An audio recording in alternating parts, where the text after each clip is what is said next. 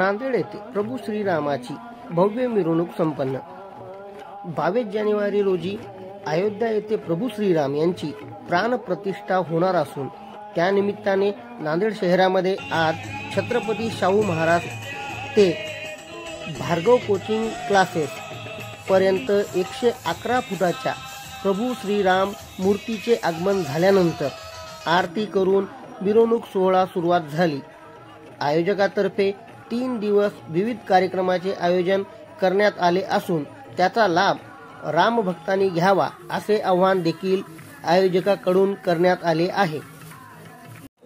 21 आणि 22 रोजी Bhargava coaching classes समोर रिंग रोड काबरानगर येथे आयोजित केलेले 21 तारखेला रामावरील महानाट्य, 22 तारखेला सकाळी 21 कुंडाचा आणि 101 यजमानांचा आणि 151 पुरोहितांद्वारे मंत्रोच्चार करण्यात येणारा यज्ञ आणि त्यानंतर प्रभू रामलल्ला अयोध्येत विराजमान झाल्यानंतर इथे एक महाआरती होणार आहे।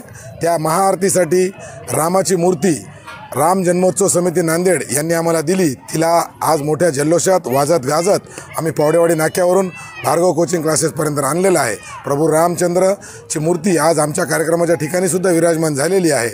आता 22 तारखेला संध्याकाळी भव्य रामगीतांचा कार्यक्रम होणार आहे, झाक्या आहेत।